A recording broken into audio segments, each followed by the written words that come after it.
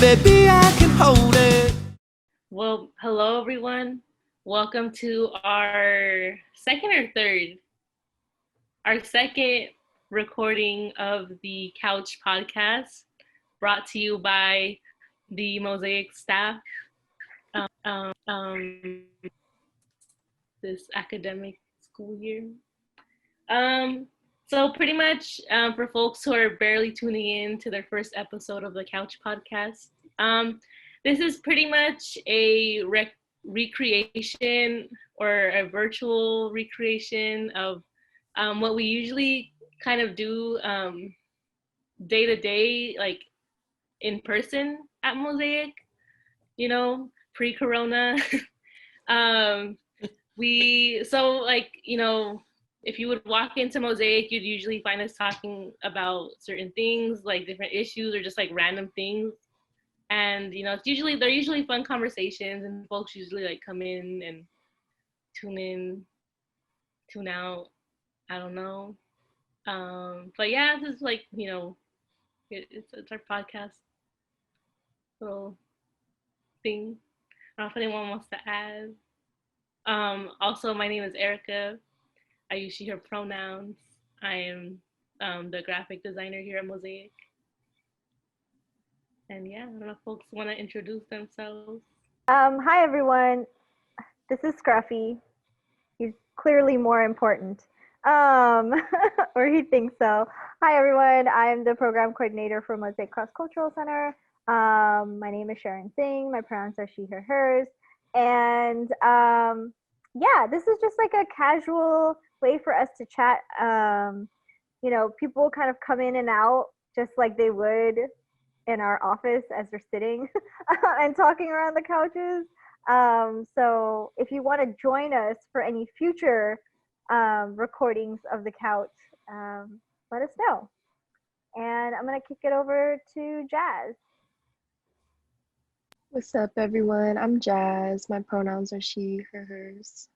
And I'm the social media liaison for Mosaic. And yeah, it's good to be here. Shout out to Scruffy. And I'll pass it over to Kenny. What's up? It's Kenny. They, them pronouns. Cool. I'm just here chilling, looking at Scruffy. I miss him, even though I've never met him. And I'm gonna kick it off to the man of the hour, Christopher. Yay! Thanks, Kenny. I don't know what hour you're talking about, but that's cool. My name is Chris. I'm the director of the Mosaic Cross Cultural Center. He, him pronouns. Yeah. So, what do y'all want to talk about today on the couch? Television shows, because I've been really into television shows. Okay. I Money Heist in a week. That is really, it's so good. It's so good. If y'all haven't watched Money Heist, it's on Netflix. It's on Netflix. Yes. It's I haven't seen it. What is it? It's basically a Spanish show in Spain, and it's about like my partner finished it too. He loves it. It's so good. It's basically like a robbery, a heist, like, and it's just following this team, and it's really good. Yes, Scruffy, that's right. Like 4 seasons. The first season is pretty long, like maybe like 12 or so episodes, and then the last 3 are like 8 episodes, so it's not that much. It's really good, really intense. Also been watching Lovecraft Country. I just started watching that. I'm only on the 3rd episode now, but that's pretty good too if y'all want to watch that. It's on HBO Max. What's it about? It's basically, it's set in like segregation Jim Crow era, and there's this group of Black folks that make like travel guides. So like they go around the country and they like say like, okay, this town is a sundown town. This restaurant, they don't serve Black folks, blah, blah, blah. And this guy, he's like a soldier. He was like a veteran from the Korean War. And he like gets a letter saying that his dad is missing. So he goes home to his uncle and his family, and he like asks them to help. His uncle is the people like is part of the group that makes the guides. So yeah, it's just basically following that story, and then some other stuff happens that I don't know how to explain without spoiling. So it's like supernatural horror, right? Yeah, there's some gore. There's some Stranger Things-esque type moments, beats. So that's interesting. And Is witches. it set like in the future or current times? It's set in the past, like Jim Crow segregation. Oh, okay. Yeah. So they kind of like talk about racism and shit too. That's cool. I haven't brought myself around to watch it yet. One, because I don't like horror stuff, so that was kind of a no-go anyway. But like, I don't like Lovecraft, you know, and like, I'm glad that it's not actually based on any of Lovecraft's stuff. But I don't like Lovecraft. I don't know why we always use Lovecraft stuff in fantasy, but What is Lovecraft? What's Lovecraft? he's a writer. H.R. Lovecraft. He was a writer from the turn of the century, like the early 1900s, I think. I could be getting the dates and the first name wrong, but it's something like that. But he wrote these like supernatural horror stories where like the theme of his stories was always like normal people who like are like a little bit shady, just kind of living their life, and then like unspeakable horror happens and they lose their minds basically. And like in the Lovecraft universe, there's like, you know, the idea is that there are these ancient evils that are like they're like the devil, but like even worse. And then just like gazing on their like bodies will like cause you to lose your mind. And they're just like completely unknowable horror. And they caught like they're in like they speak like a different tongue, and they like, you know, cause you to like you know, lose your mind basically. So it's like the most famous horror in the Lovecraft like mythos is Cthulhu, who's a multi-tentacled green monster. Um, but in fantasy horror, a lot of people like go back to Lovecraft stuff, and they write a lot of like Cthulhu stuff, which like it's kind of like the way Tolkien and Lord of the Rings are, where it's like because Tolkien was the first person to write like high fantasy like elves, orcs stuff, like people just always go back to Lord of the Rings. Mm-hmm. Like Lovecraft was the first person to write like these like ancient Victorian like beasts that like cause you to lose your mind. So every time they're like, oh, we need unspeakable horror, oh, Lovecraft, you know. Mm. But he was also in real life like a super hardcore racist. So And that's why it's called Lovecraft Country, because he's racist and they're trying to make sure people don't go. I don't know. I'm going to say that. Has anyone seen The Devil All the Time on Netflix? It's that movie with Tom Holland and Robert Pattinson. With their country accents. Yes, it's What? pretty good. I feel like it's not that hard because like they're from they're both from the UK, and like I feel like Wait, to Tom Holland's sound British?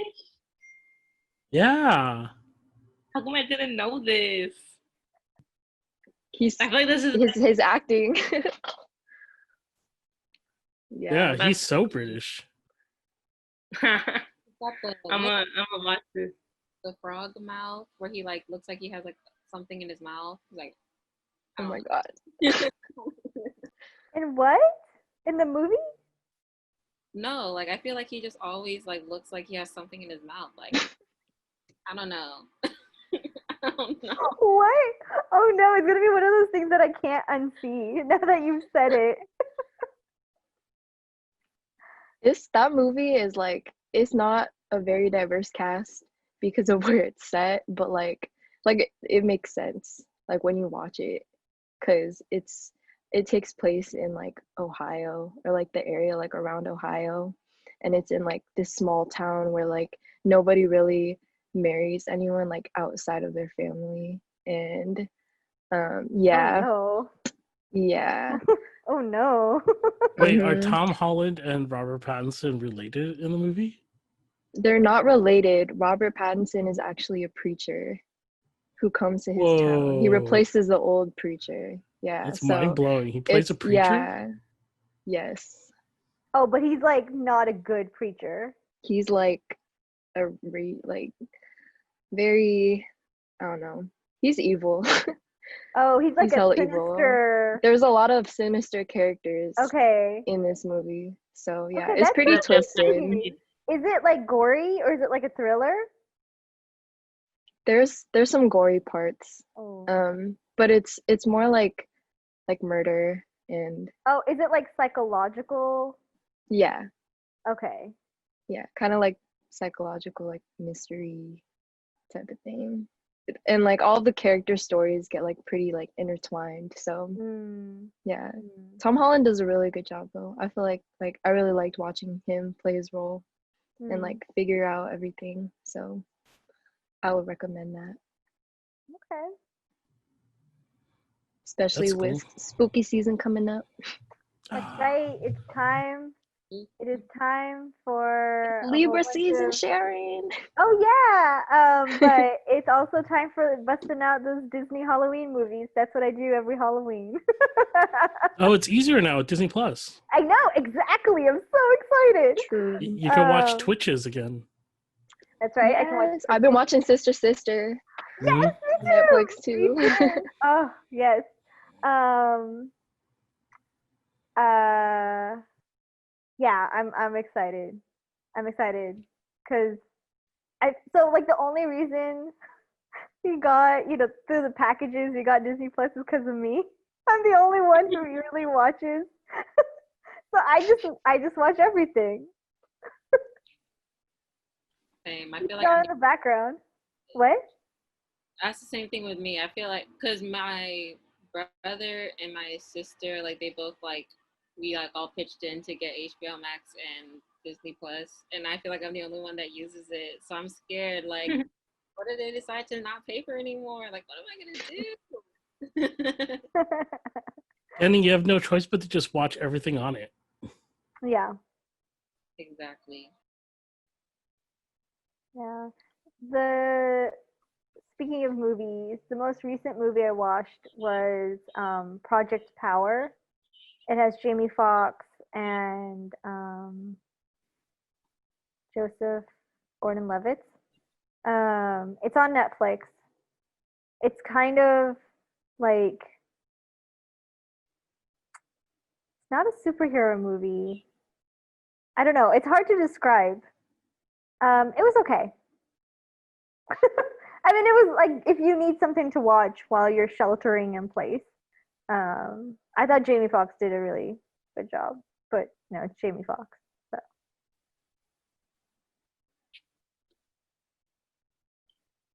Yeah, it's like my recommend. It's not like a new thing, but like I've been watching How to Get Away with Murder a lot. Well, mostly because like my brother, like he's watched like all of the seasons like 10 times already because he just has it always playing. Because he's like the type of person to like rewatch something over and over again. Like I'm not like that. I like something new. I like something fresh. Um, because I'm like I don't know. I just like I already know what's gonna happen. I just like I need a surprise, you know. But like I've kind of been watching it with him, and I'm just like oh my gosh. But I feel like it's like that's such a good show. Like I didn't like at first when I started watching it, like I didn't really know what it was about. Then I was like, oh, it's like law students and like they're doing like law school stuff, and then it just gets dark. Like It just gets like, so absurd. It gets so absurd. but it's so good. I'm just like, wow, like Is it similar to Scandal? Like I watched the first 2 seasons and then I was like, this is getting out there now. I've never seen Scandal, but there's a crossover episode between Scandal and How to Get Away with Murder. Like the both the main characters, like they team up. Ah. But yeah, It's like Scandal, where it's like once, like, you know how like for both Scandal and Grey's, like they kind of got progressively weirder and weirder. Right. How to Get Away with Murder just started on that level. Oh, okay. It was like in season 1, they were just like, "This is what the show's about." And you're like, "Oh, wow, okay." Yeah, it's so good though. First couple episodes of season 1, I was like, all right, what? It took a while. I 'Cause did. it Well, had- I mean, go ahead. Oh no, go ahead. No. Go ahead. Okay. No, you don't.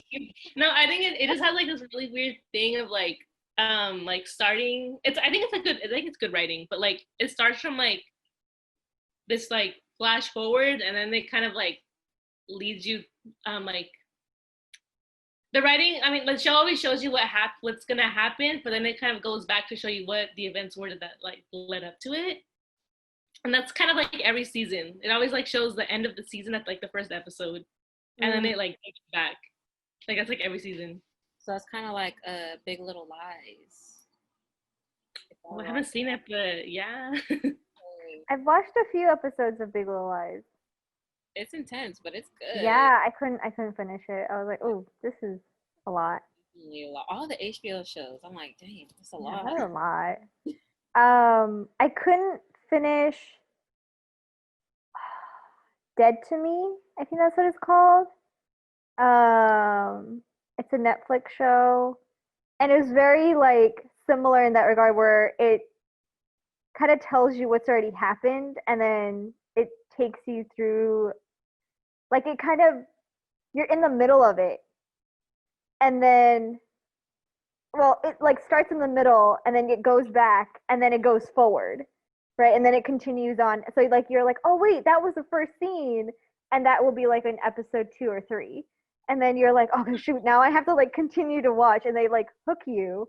So like I feel like my partner and I binge watched the first season in like 2 days. And then it was like, it took so long for the second season to come out that like we forgot what happened. And then we just couldn't get into it because we forgot. But yeah. Those HBO shows be hooking you. Like Euphoria. Shout out to Zendaya. I cried when she won. Like when I was watching all the reaction videos, I was like, oh Emmy my God. Award winners in there. Yes. I didn't know And, the like, Emmys were happening. Yeah, I hella forgot. But like when I saw she won, I was like, dang, it's crazy. She went from like Her first Rocky year Blue. nominated? What? Is this her first year being nominated? I think for an Emmy, yeah. But really sad that The Good Place didn't win anything. The Good Place? Is that last season on Netflix now? I don't know, but The Good Place didn't win an Emmy. It should have won an Emmy. Some show called something Creek. Yeah, Schitt's Creek. Schitt's Creek Schitt's won Creek all won, the like, Emmys. Yeah, I mean that's all I saw on Twitter was like appreciation or like what was this about, and I was like, Wait, I don't even know this show.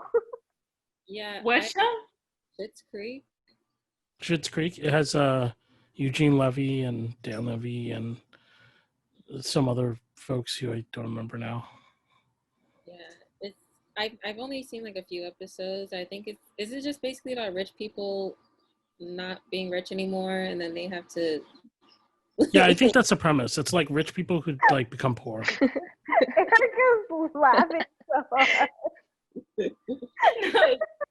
I was trying to search it, and I like put like shit Creek like SHIT. I was like, I was like, oh. I mean, I think that's the joke. Yeah. Okay, that makes sense. I was just like, oh, it's not it. Ooh, but your Google search right now, it's probably like, okay, here you go. Oh my god.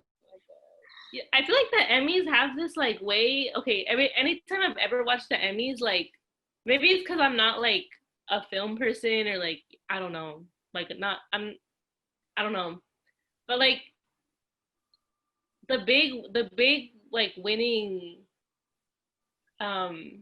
like films or whatever or like shows, like it's always stuff like no one ever watches. It's always some like this like really obscure thing. I mean, I don't know if like no offense to anyone who watches like Schitt's Creek or whatever, but like I remember Yeah, like I, when I, Moonlight was robbed, yeah. was that the Moonlight. But No, Moonlight's the Oscars. I think with Emmys, one of the problems is that there's just so much TV that it's like hard to keep track. yeah, and like, what if your show doesn't even get nominated? Then you're gonna be mad. You're not even gonna make it in. So it's weird. I give up on award shows, high key. Like, are they all like controlled by this like academy, right? Or like this like board of like the people who nominated? So it's not even like the public, nominating people. Um, Not the Grammys. yeah. So the Grammys, Emmys, the Oscars, and the Tonys are the big ones, and yeah, those are all by like boards. yeah, they have like little, what are they called? Like committees or whatever. And then they just like say, like, okay, these are a bunch of TV shows or movies. What do you think should be nominated? And it's like people in the industry, like they just vote. So it's people within the industry voting for people in the industry. Yeah. Okay. So I'm assuming it's like mostly like white men. Yeah, the Oscars are the worst. The Oscars probably like nobody really knows the. I don't think if I remember correctly, nobody really knows the complete makeup of all the Oscar voters. But it's also people who like, for the most part, are like old like Filmmakers. people in. Yeah, they're like old people in the industry. So it's like not even the new people. It's like the old people. So yeah, I think the Oscars are very out of touch. Mm. I will say though that what I have taken from award shows is that usually when a TV show or a movie wins an award, like a best whatever award, it may not be the best show or best movie of the year, but it's usually pretty good, you know. Like so, I'm like, Yeah. I don't think Schitt's Creek is the best show that was on this year, but it's probably a good show. I don't know, like. Yeah, I mean, it's not like, oh, it wasn't like a bad show or anything, but it's like I feel like, I mean, again, I don't know like the criteria of like award boards or like awards. Sorry, I don't know what words I'm using right now, but I don't know like the criteria or anything. But I feel like the impact that it has on like the public should kind of be like taken into account. I don't know. Does that make sense? Like, what was it? What went over Moonlight the year that year? So that year, Moonlight actually did win, Oh, it but did win? yeah, Yeah. but they accidentally announced La La Land, and then they realized that they announced the wrong film. Okay, so I have it all wrong. Okay, no, disregard everything. But I think I think there's a difference between, the expectation or like, I think we usually think of awards as in like people saying like this is the best, right? Because a lot of the titles are like best movie, best soundtrack, or whatever, right? And you would think that it's best according to the general population, the audience, right? But I think a lot of how decisions are made of who's considered the best within the industry is maybe more technical, right? And not just how we um, saw it as the whole thing, right? But like there's sometimes like um for categories like best foreign movies, right? There'll be like 5 movies or films that are nominated and I've only maybe heard of barely won. And so it makes me go like, okay, you know, like Chris is saying, they probably were all like good, but as a general audience, right, I probably don't know half the things that are nominated, but maybe they're nominated because they were technically seen as like the best, whatever that means for the making. Um, yeah. Yeah, theoretically, the way that Oscars and Emmys are supposed to work is that there are a small group of folks, relatively, who are allowed to vote, and they have ballots, you know. And what's supposed to happen theoretically is that they get screener copies of everything. So, like, they get sent a DVD of like a movie, and they're supposed to watch it. And this happens throughout the entire year. So they just get sent all these screener copies, and they're supposed to watch them. And then when it comes time to vote, then they know like, oh, I've seen all these movies. This one was the best, right, or whatever. But realistically, what we know anecdotally from the Oscars, at least, is that a lot of voters don't even watch all the screeners. You know, and Harvey Weinstein was notorious for this back in the day. Like, Harvey Weinstein started it. I think I don't know if "started" is the right word, but he really perpetuated the trend of like just advertising to the voters. So he would take out like for your consideration ads in industry papers, right? So there would be these like big like ad campaigns of like, you know, oh, what a great movie this is. Like this person, you know, tour de force, acting performance, all the like critics say this, yada, yada, yada.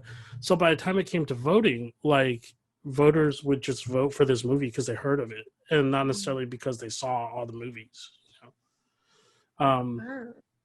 Yeah, and I think it's really difficult on some level to track um like audience consideration because like what like how like what are you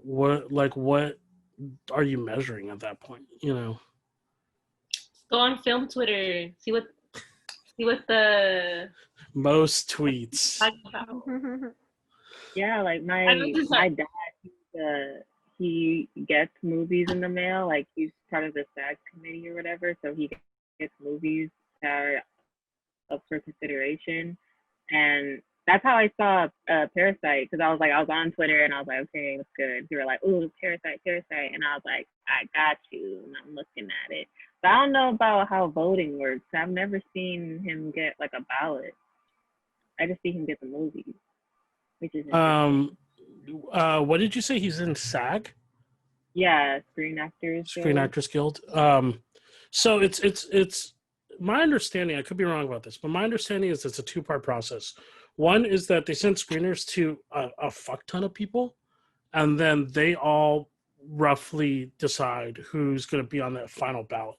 And then the final ballot gets sent to the actual voters. Because like the ballot will only like the ballot will just be the nominees. So it'll be like, oh, these 10 films were nominated for Best Picture. So every That's single person interesting. who got a screener doesn't necessarily mean they get their vote in too. Yeah, I think it like funnels down. Interesting.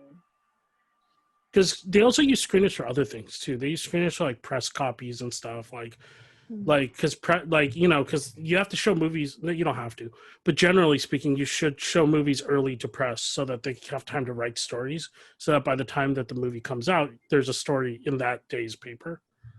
Obviously, that doesn't work if the person who's writing the story doesn't get to see it until the day it comes out. So stuff like that, like press will get screeners copies early and that kind of stuff too. Is that how there's like reviews on commercials before the movie comes out? Yeah. Yeah. I'm always like, how do they know? But that They makes do sense. press take screenings. the best movie of the year. And I'm just like, how's the best movie of the year? It hasn't come out yet. I'm just like, it'll come out for another year. Like, yeah. this is like Wait, this really is kind of irrelevant. off topic. Oh, wait, you go ahead. Go ahead. I was gonna say it's kind of off topic, but have y'all ever been like y'all go to before Corona, but like you'll be at the movies or like at the mall, and people stop you and they're like, "Do you want to see this movie? We'll give you $1, and you get to watch the movie and tell us what you think." Have y'all ever been stopped? That's never happened to me before, but I've always wanted that to happen to me. Yo, that would happen all the time. I've never been. I would, you know how now they started to do these, well, again, before Corona, but very recently, I guess they started to do this thing where you can see the movie, like if you sign up through whatever, you can see the movie like 3 days or 4 days before the actual like opening night. I ended up, one of my friends ended up getting like, he entered this thing, he ended up getting tickets to see Man of Steel 4 days before the release date. So I got to see that. You mean like a premiere? No, it wasn't a premiere. It was like just like they were just doing special screenings for that movie, I guess. But it wasn't a premiere. It was just like a movie theater in Redwood City, I guess, had a deal with probably the, you know, the company or whatever, and was like, oh, like, yeah, we're gonna do some early screenings or something.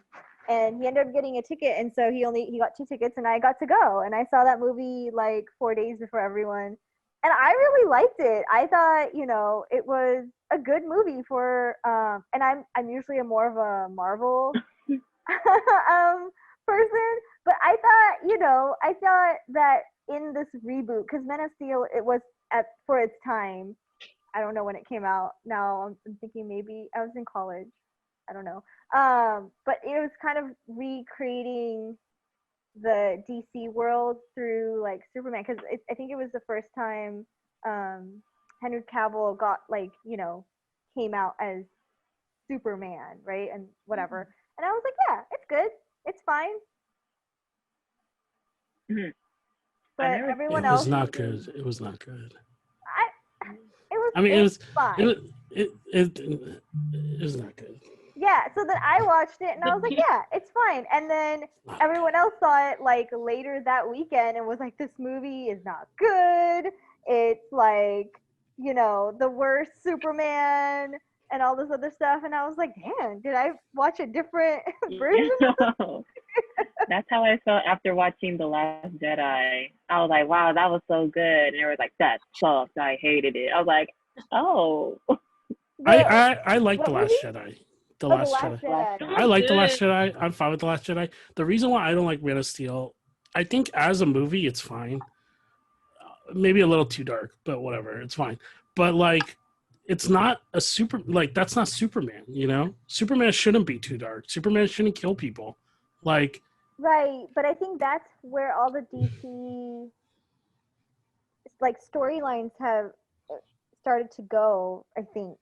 I don't know. I didn't watch any of the other ones. Yeah, Man of Steel DC, started it all, and it was not good. Yeah.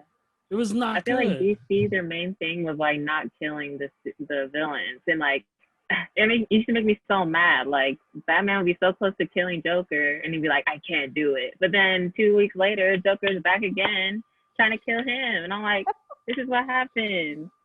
So I'm shook that I didn't know that Superman was killing people. What?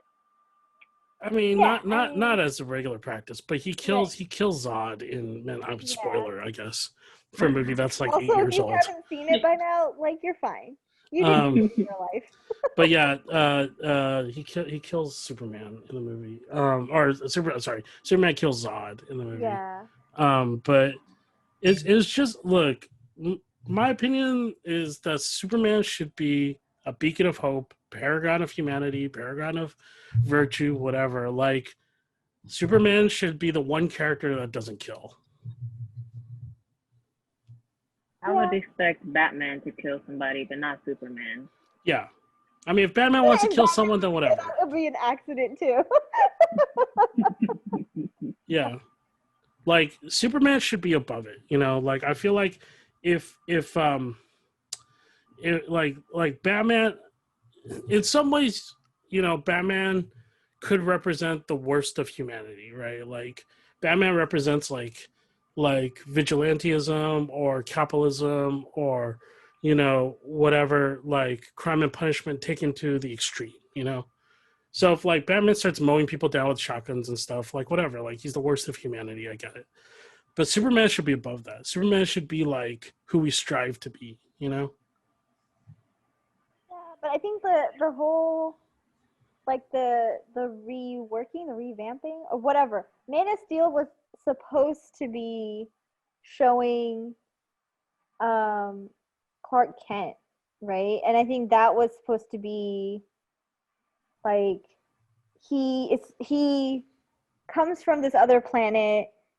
He's taking on this responsibility to protect, right? And he still has these human tendencies. So in that vein, I did understand like he was trying to protect a family, right? And it's like if you know that someone is going to continue to be bad, at what point do you just go like I have to make a choice? And I understand what you're saying, Chris. Like I do agree that Superman is supposed to be that beacon of light, but in that moment when I first watched that movie, I was like I do get it.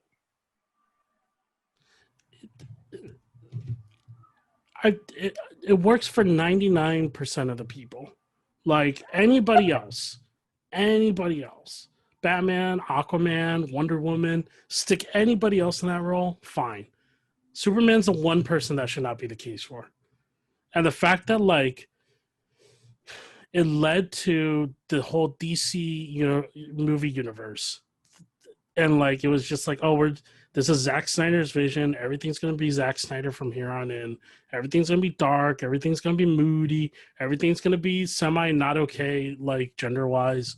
Like, you know, that was Zack Snyder was the dude who made freaking Sucker Punch. You know, like he's not a great filmmaker. You know, like he's like all about action and all about machoism and all about like, you know, be tough and, you know, like you can stab people to death and it's fine, you know. It's like he's not the guy that should have taken on Superman. Yeah. To be fair, I haven't watched any of the other DC movies. That was the only one I've watched. And I watched Wonder Woman, the first one. But I don't think Zack Snyder made that one. Okay. No, that was Patty Jenkins. But so Zack Snyder made Man of Steel, and then he made Batman v Superman, and then he made Justice League. And so those three movies was kind of the like trilogy of DC movies. And then at the time that those were being made, or right before those were made, Chris Nolan did his Batman trilogy with Batman Begins, Dark Knight, and Dark Knight Rises. And so between like those six movies basically defined what DC movies look like during that decade. No. I like how we all became like film majors in this whole podcast. We're like 5 stars, 2 stars. I have a lot of opinions of film and superheroes and movies. Erica, you were gonna say something. Oh yeah, no, it was like completely irrelevant. I was just like, I don't know who was talking, but in the middle, I was like reaching for my eye and my glasses, and I noticed like I didn't have a lens in this one, and I was like, did I go to the dentist like this? And I was just like, I don't know how I didn't notice though. I was just like, I went like this, and I was like,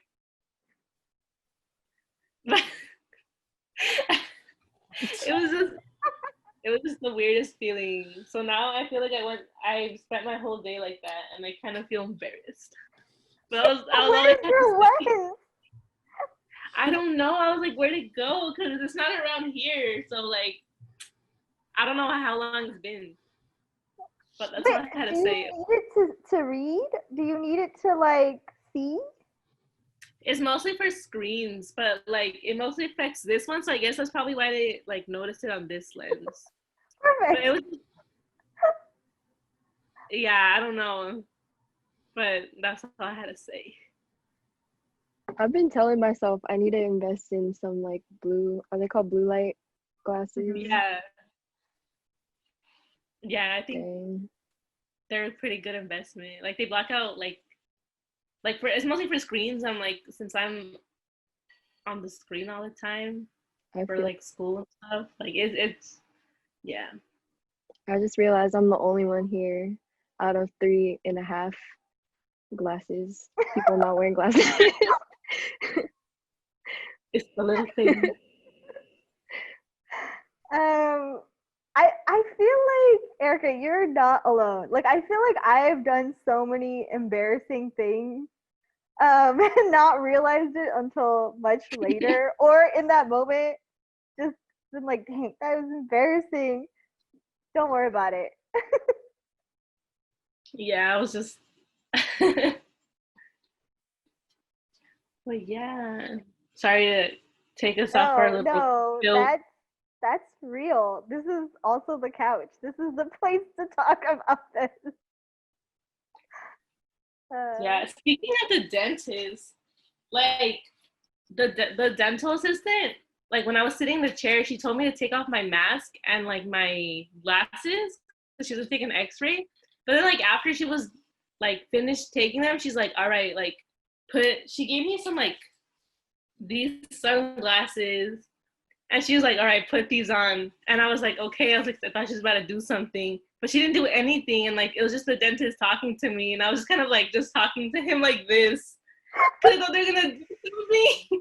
And then like after like we were reaching the end, I just kind of took them off. I was like, oh, like I was just talking to the dentist like this.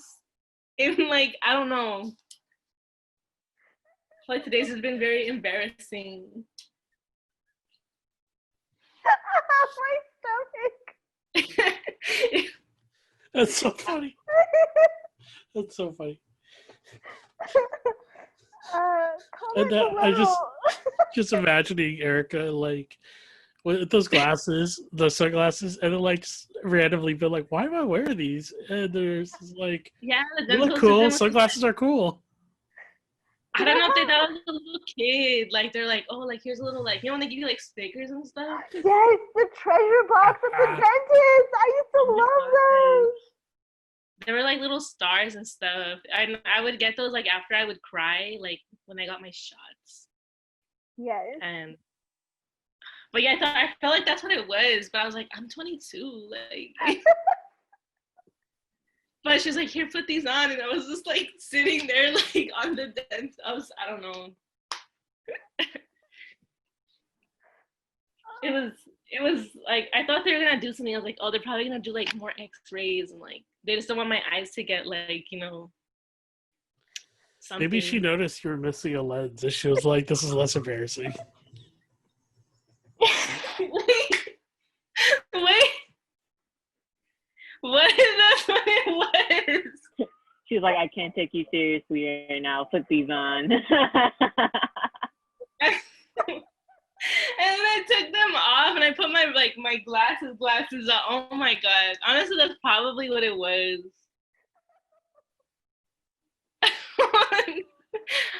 Thank y'all for solving that mystery for me. Oh my god, my stomach. Oh, that's awesome. Okay, I'm gonna think about that at night tonight when I'm about to sleep. Oh my god. Wow. That's so real though. Like I've had times where I'm like, damn, why did I say that? And I'll like stay up for 2 more hours just going over like that moment. I'm like, why did I say that in front of people? Does the waiter ever go like give you your food and you're like they're like, oh, like enjoying, you're like, you too. I've done that for movies before. When you buy a movie ticket and they're like, "Enjoy your movies," you do. Or like when someone's like, happy birthday, and you're like, thanks, you too. And I'm like, no. You just think about it for hours.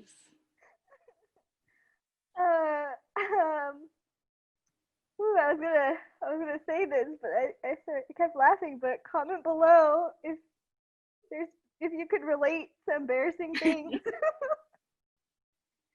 Free tweet if you relate. Yeah. I feel like I needed this laugh today, or even just last night, looking at the news. Yeah, Um, it's a heavy day today. yeah, it's a heavy day, and I feel like Chris checked in on me this morning, and I was like, "Yeah, I'm okay," and I just feel like I was just like, "Okay, one thing at a time, just gotta get through my day," because it's there's just way too much going on in the world that if I continue to read the news, I'm gonna go down to that like rabbit hole. So thanks, Erica, for making me laugh. Of course. Yeah, I it's feel like I'm trying to think of oh, go when I on. laughed. The last time I laughed. It's probably been a while. When was the last time y'all laughed that hard? I think this was on like Tuesday, maybe. Well, like earlier this week. Um, my cousin, I was on the phone with her like while I was going on a walk, and like I couldn't really hear her that well. But like I could make out like some of the things that she was saying. She was telling me that she needed to get her windshield replaced, and I thought that she was like telling me, oh, like can you come pick me up? Um, and then I was like, yeah, like which Safeway like did you want to like meet at? Because I thought she said like to meet up at Safeway, but it ended up being some like, of course, like Safeway doesn't freaking like work on cars, so I don't know why I was thinking that at first. But she was like I texted her after that conversation, and I was like, yeah, like where do you want to meet up again? Like, is it the one at this location? And then she was like, Safe Light, like Safeway doesn't do that. Like, what are you talking about? Like, so I just felt hella dumb, but like, yeah, I was like, yeah, I don't know why. Like, I thought it like she said Safeway for some reason, but yeah, like when we met up in person, she was just like, bruh. Uh, I think the last time I laughed hard was probably like not too long ago.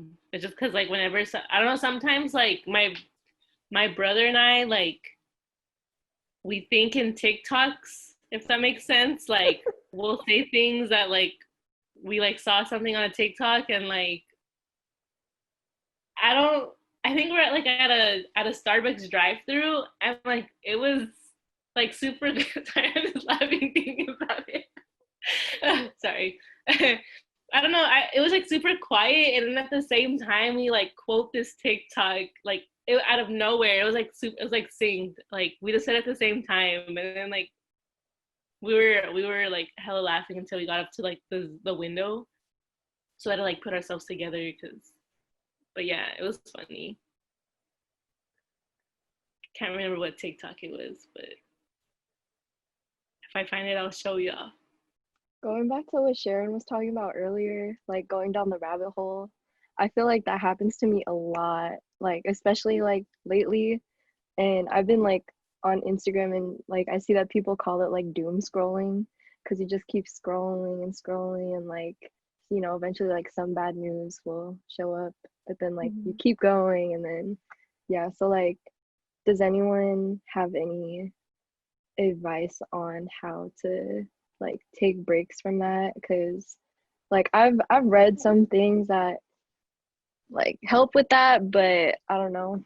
I feel like it's different for everybody too. So does everyone have any suggestions on how to stop doing that or how to like limit yourself from doing that? Because I feel like that can happen to me sometimes. I feel like I get like really like I resonate with y'all with like the whole like doom scrolling things and just like or just like even just thinking about like just the situation we've been in for like honestly not years but like centuries, like I just think about like how important it is to like maintain, and it's not to be like, oh, like let's be like optimistic about like the future, but it's like more about like I think that like our ancestors and like even just folks like who like fought for different things, like they to fight for those things they had to have this like hope and this vision of like the future, and like like kind of like speaking it into like existence, or like even just writing into this and like this is like what our future is going to look like, right? Like our like for like the future generations to come are going to be like safe and like liberated and stuff, and like I think that's something that kind of keeps me going. And like I also was reading something the other day and someone was like, I think it was on Twitter or something, and someone was like, does it feel like the world is like ending for like a lot of y'all or something like that? But they were like, they started to explain it more like it's like not necessarily like the end of the world, but like it's more like the end of the world as we know it, and like more speaking towards like there's gonna like this whole like age of like fascism and shit like is gonna like end. I think that's like that's how I interpreted it. Like all this like all this shit is gonna end. Like the United States is gonna be abolished. All this kind of stuff. Like, cause I'm like it's like I guess that's how most of us like that's kind of what we grew up knowing, or it's like all we know is like like the terror of like like capitalism and imperialism, and like I just feel like keeping that like hope, or like keeping that like vision of the future of like this is I don't know if I'm making sense. Does that make sense? Yeah, it totally makes sense. I think in my best of days I have that, and I think to myself, that that in my lifetime, although we haven't made any progress per se in terms of like policies, outside of some policies, I mean, no major. I'm not trying to discount the work that's been done in the last 20 years, but like one of the most significant things that I've noticed in my life is that the conversations that are happening with folks are much further along than they would have been when I was at that age, So nowadays when I hear like college students or like high school students talk, or like middle school students talk, like the topics of conversations that they have are much further along than when I was at that age. And so I have hope that as long as we keep that dialogue going, that like it's moving in a positive direction, And like at my best of days, I think to myself, like, you know, like things may not be great now, and I may not know how any of this is going to get better, but I do know that my friends who are parents are actively trying to be good parents, and they're actively trying to raise kids that are more aware and more conscious of the world, and trying to be as anti-racist, anti-sexist, anti-homophobic as possible with their kids. And so, I when I have hope, it's around that. I just straight up cry. Like I think it's letting myself go through the emotion, right? Of everything I've read, every story that I've kind of taken in, and like having that ugly cry. Just like gotta get it out. And then just being selfish. Like I now more than ever feel like I am okay if I take a day or two or three just to like not give a shit. Like if I want to invest in myself by trying a new meal or taking a nap or going for a walk or not taking the time to read the news or see what's happening on social media, or whatever, and like it'll still be there when I get back. Right, like that news, that story, right, like it will all be out there, and when I'm mentally and physically able to handle it, I will come back to it. And if I was meant to really know about it, it will come back because I am surrounding myself with people who are doing good work. So I just have to remind myself that it's okay to be selfish right now, and it's okay to doom scroll. Like, I didn't know that's what it's called, but it's okay to doom scroll, and it's okay to like afterwards feel a sense of like, fuck the world, cry it out. I'm gonna just do me, and invest in my own mental health and physical health however I choose to, right? So especially on weekends, I do have this habit of just sitting on the couch and like scroll because like we're not going anywhere else. And then I'll just be like, nap time, because what else am I gonna do? So like letting my body physically rest, I think, is helpful. And obviously this is just for me. I've realized that that's what kind of works. But I think the first 2 weeks of us being sheltered in place, like I was not in a good headspace. And then with George Floyd and Nina Pop and all of these other horrible moments that have happened over the summer that have pertained to innocent people losing their lives because of their race, because of how they chose to live their life. I just, I realized I needed to invest in myself, and I started therapy. And through that, I realized like I need to just be selfish because I've never given I think in social justice spaces, we're often told that we're supposed to show up, right? And we're just supposed to, like, if you don't do it, like, who's going to do it?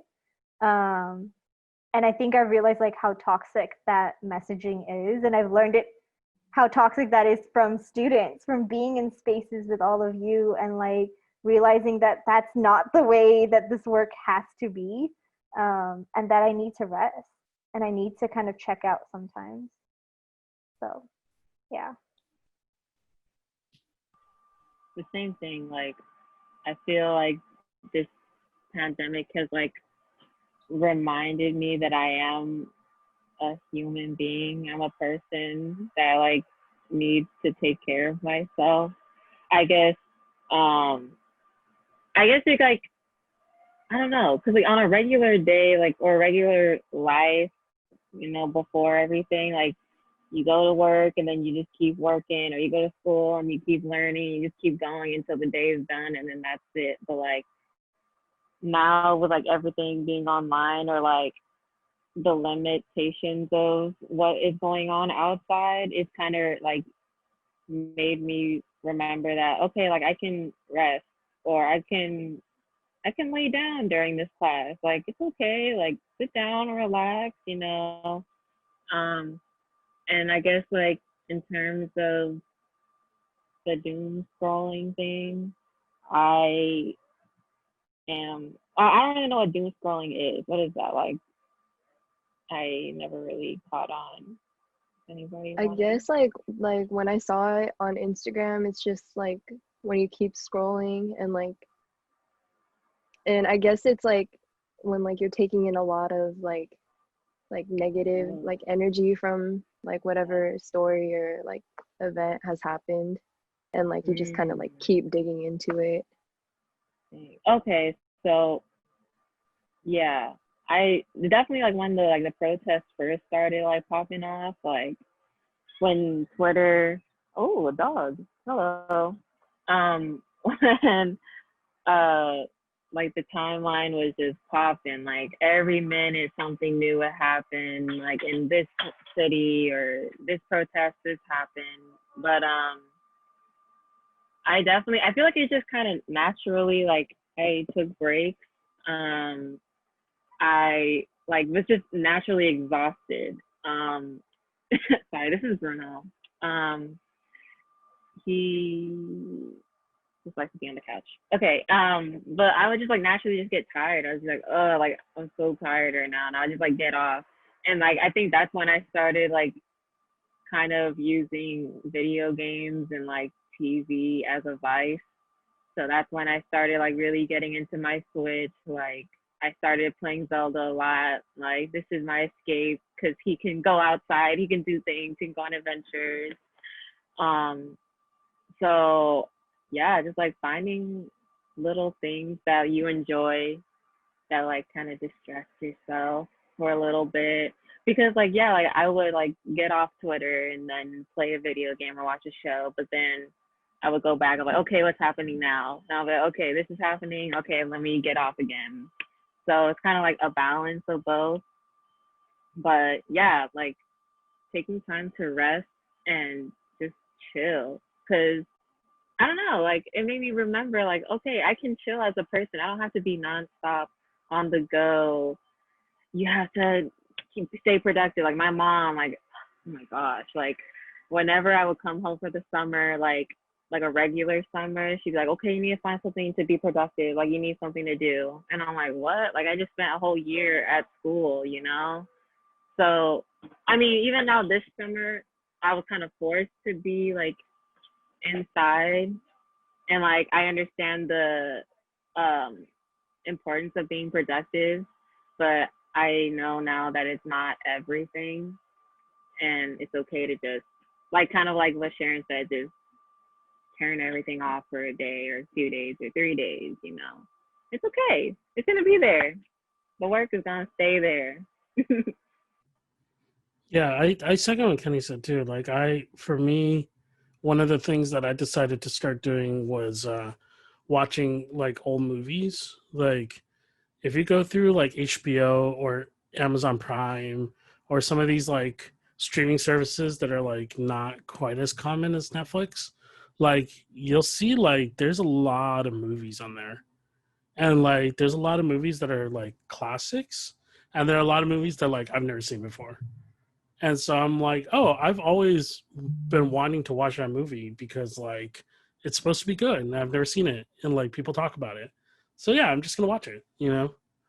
Yeah, I've had that same like vibe. Like, why not watch it? Like Yeah. a couple of days ago, I was like, I saw Gemini Man was on Hulu, Mhm. and I was like, I remember those commercials at the movie theater. Like, why not just watch it? I didn't finish it, but like, I watched it. I watched this is not a classic movie, but I watched Spies Like Us, the Will Smith cartoon spy that turns into a pigeon.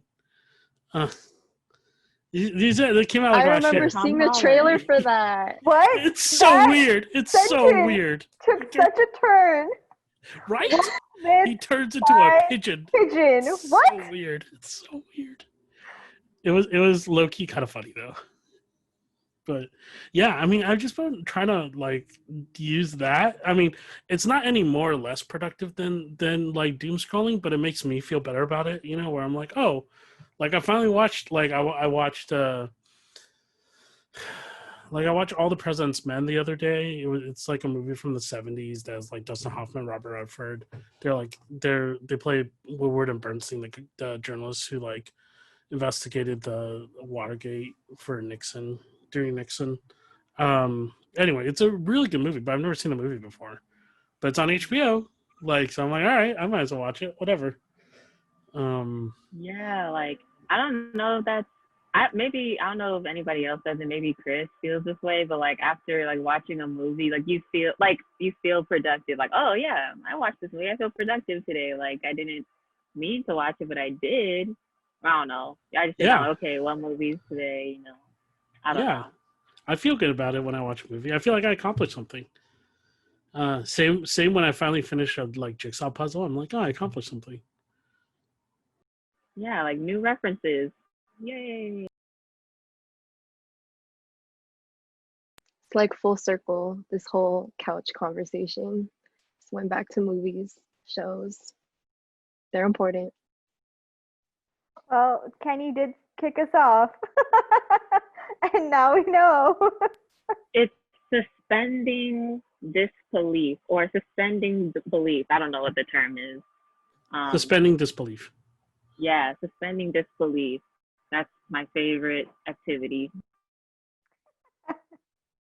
Any closing thoughts, feelings, um, moments of reflection y'all want to share? I don't know.